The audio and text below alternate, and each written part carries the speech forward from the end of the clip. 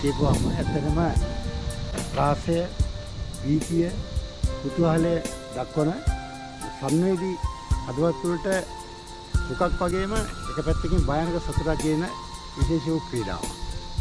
මේ ක්‍රීඩාව අපි හඳුන්වන මේ ක්‍රීඩාව කියලා මතකයේ හැටියට කියන්නේ මාරකල්ලිද බිහිවෙන ඉස්සෙල්ලා අපේ රටේ මේ මෝඩ යතුරුපැදි ධාවනයේ බොහෝ විට සිදු වුණේ ගෝලාකාර ලෑලි වලින් හදපු කියන්නේ බෝලයක් වගේ එකක් ඇතුළේ.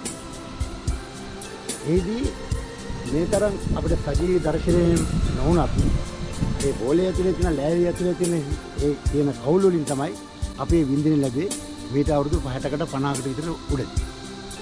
මාර්ගලින් ඉතිහාසය ගත්තපුවාම ලංකාවට මේක මගේ මතක හැටියට 20 දශකයේ 30 දශකයේ වගේ තමයි ලංකාවට පුරුදු වුණේ.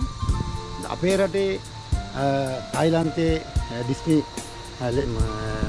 ලේෂර් වර්ල්ඩ් එක නැත්නම් සිංගප්පූරුවේ යුනිවර්සල් කියන සුවිශේෂ විනෝදාත්මක තැන්වලදී පැත්තෙන තරම් අපි දියුණු නොවුණත් අපේ රටේ හැටියට අපේ මේ පුංචි කොල්ලෝ එකතු වෙලා කරන දේ ඇත්තටම භයානක සතුටක් දෙන්නේ.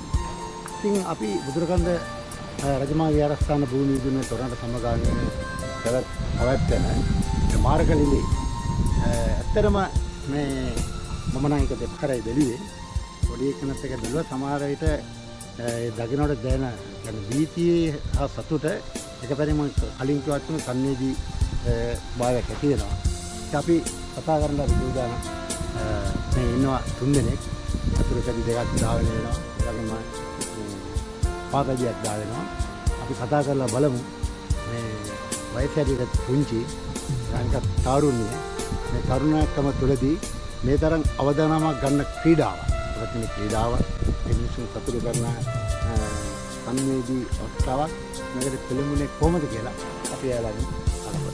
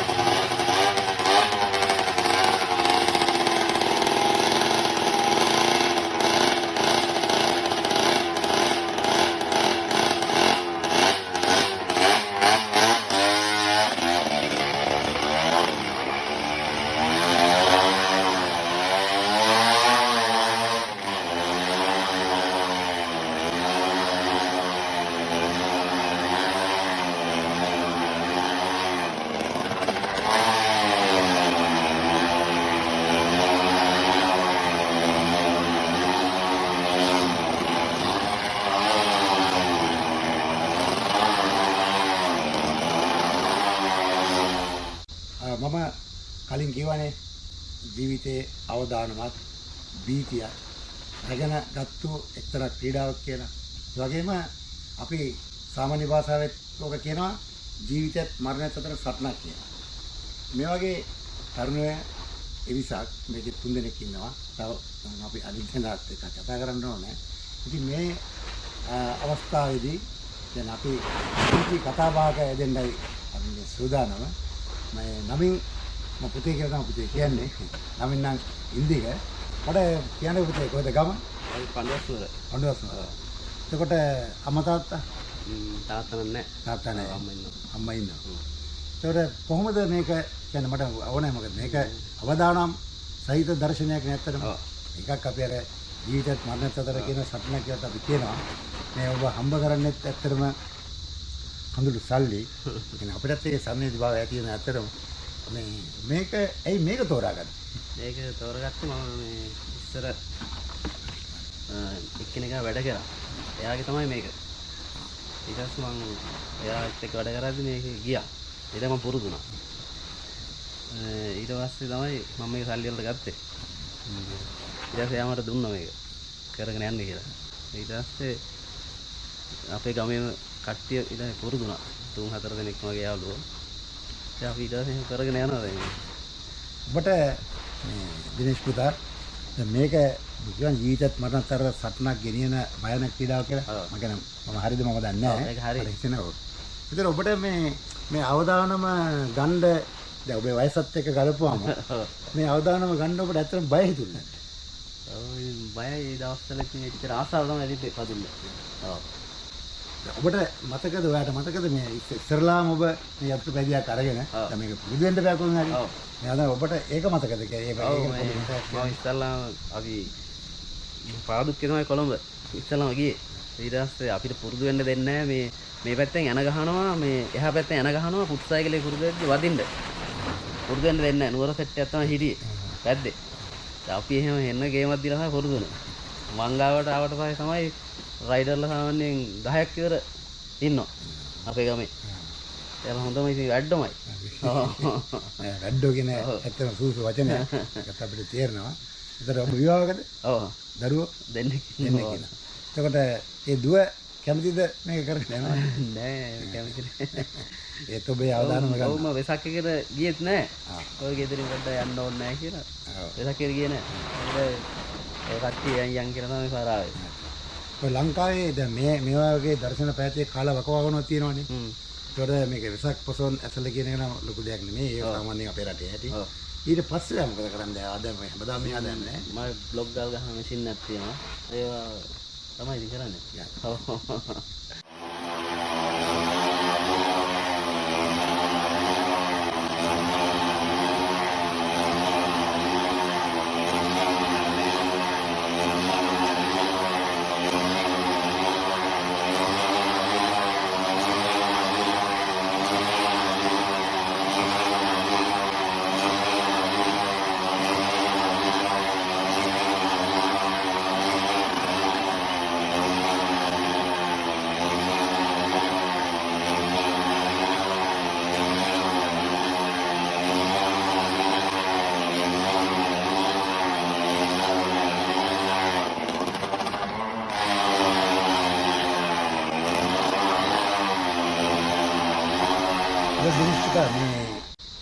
මේක පුරුදු වෙන කාලේ හරි එහෙම නැත්නම් දර්ශනයක් පවත්තන වෙලාවකදී හරි අනතුරකට ලක් වෙලා නැද්ද? වෙලා තියෙනවා. මොකක්ද අනතුර? උඩ ඉඳලාම අර ඩයි එක වගේ ගහද්දි ෆුට් බෝඩ් එකක් කඩාන වැටලා තියෙනවා. ඩයි එක ගන්නවා කියන්නේ මොකක්ද ඒක? උඩ ඉඳලා අර එක පාටම ක්‍රස් කරලා යටට ගන්න. ඒක අද්දි මේ ෆුට් බෝඩ් එකේ මේ යට තියෙන ලෑල්ලට තමයි වැදුනේ. උඩට ගන්න බැරුණා. එහෙම වැටුණා. එතකොට තුවාල වුණාද? ඔව් මගේ මේ ඇඟිලි පහම තුවාලලා තිබ්බේ. ඒත් ඒකේ අභාරකමක් දැක්කේ නෑ. ඉතින් ඒක අඩි ගානක් නැහැ නේ.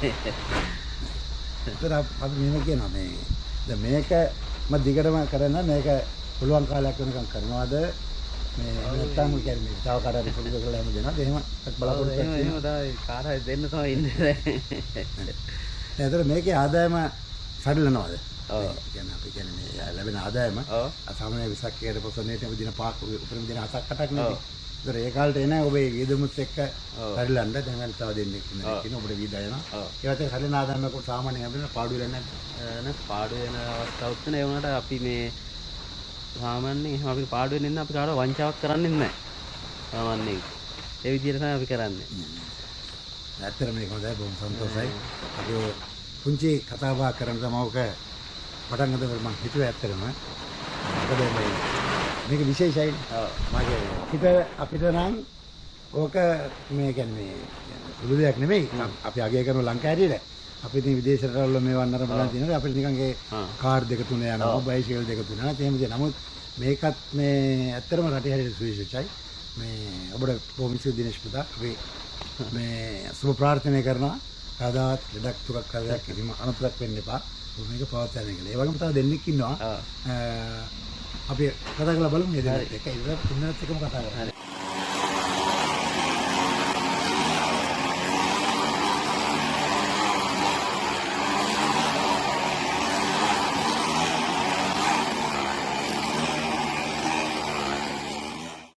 ඒ වගේම මේ වලේ තව වැඩෝ දෙන්නෙක් ඉන්නවා. අපි පළවෙනි වැඩ තමයි අපි ඉස්සෙල්ලා කතා කරේ. මොකද ඇත්තටම වචනේ පරිසමාප්ත ආයතන වැඩෙක් තමයි. නම ධනේෂ් දිමන්ත. ධනේෂ් දිමන්ත. වයස 30යි. අවුරුදු 30යි. ඒ කියන්නේ නව යෞවනත්වයේ ద్వාරයේ දෙවෙනි දොර. එතකොට ඇයි ධනේෂ් පුතේ මේ ඔයාට මේක තෝරාගන්නේ? යාර බලන්න ගිහිල්ලා එකපාරට දැක්කම පොඩි සතුටක් තිබ්බා. ඊට පස්සේ ඉතින් මටත් යන්න ඕන කියලා හිතුණා. එදින් ටික ටික මෙයාලත් එක්ක ගිහලා පුරුදු වුණා. ඔබ පුරුදු වෙනකොට අනුතරකට ලක් වුණාද? පුරුදු වෙනකොට වැඩිලා තියෙනවා. එතකොට ඒ ගැන කියන්නේ මේ ඒ අවදානම ගන්න ඔයාට මේ කියන්නේ ගැටලුවක් වුනේ නැද්ද? නෑ ඒක දිගටම ආසාව ඇති වුණා. රටනා කියලා ඇතෑරියේ නෑ දිගටම ඇවිල්ලා පුරුදු වුණා. නෑ මම දන්නවා අපි මේ බුදුරකන්දේ පැවැත්වෙන මේ කෙනුත් ඔබ පුංචි අනතුරකට ලක් වුණා. දැන් දෙක තුනකට උඩදී එතකොට මොකද හිතුනේ? ඔබ බුදුරකන්දේ රජමහා විහාරස්ථාන පුණ්‍ය භූමියේ කරන මේ වගේ අති භයානක ඒ වගේම සුන්දර උදර්ශනයේදී ඔබ පුංචි අනතුරකට පත් වෙන අපි එහෙමත් ප්‍රාර්ථනා කරන වෙන්නත් එපා කියලා. නමුත් එතනදී මොකද බුදුරකන්දත් ඇවිල්ලා මං පොඩි ඩැමේජ් එකක් මට වුණා නේ කියන්නේ. ඒක ඉතින් ගානක් නෑ අර තමයි මේ පැද්දට අවදානමක් අරගෙනමයි පදින්න ඕනේ. උඩින් බලනවා වගේ ලස්සන නෑ. පොඩ්ඩක් එහා මෙහා වුණොත් කොච්චර පුරුදු වුණත් ඒක ඉතින් වෙනවමයි.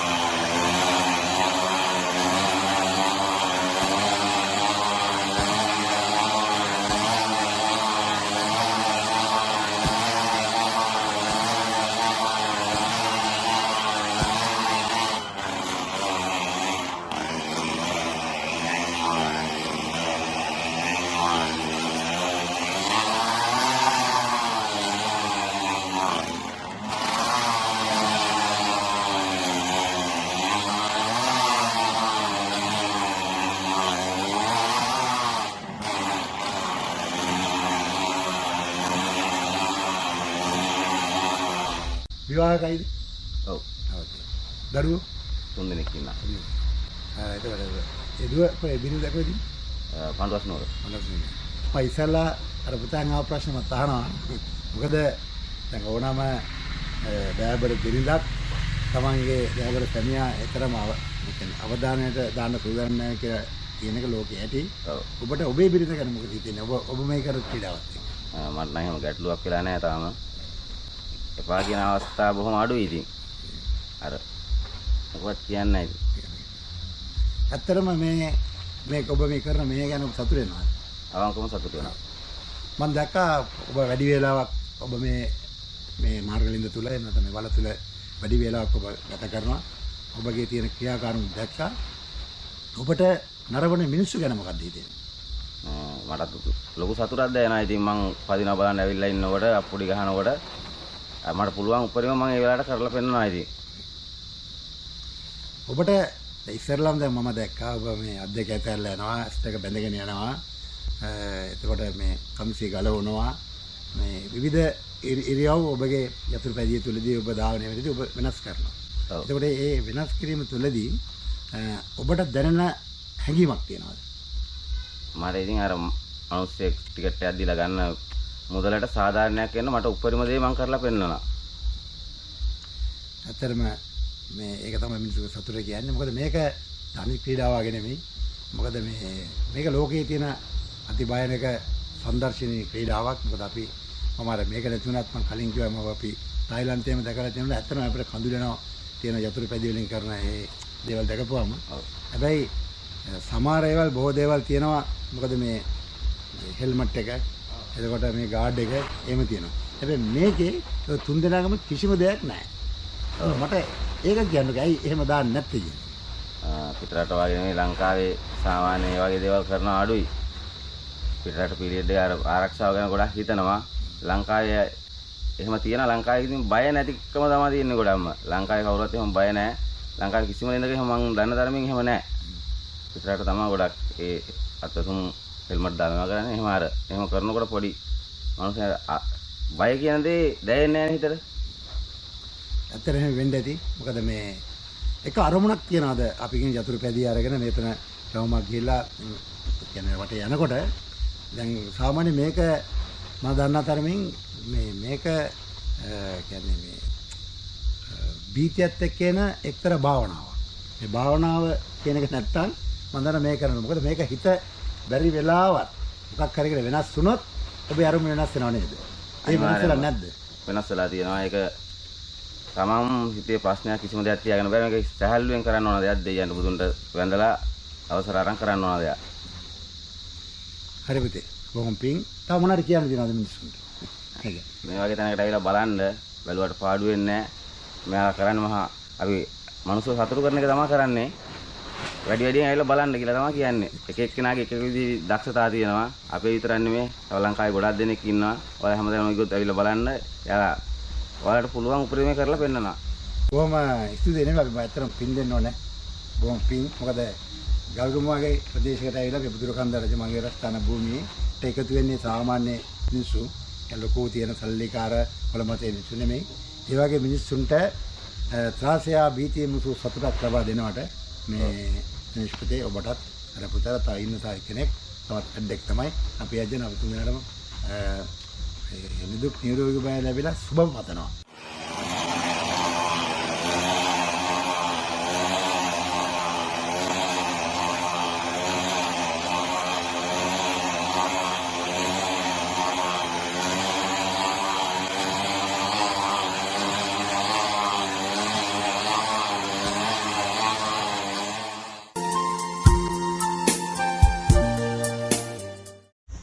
දසුන් පුතා ආයිබෝ. ආයිබෝ. හරි.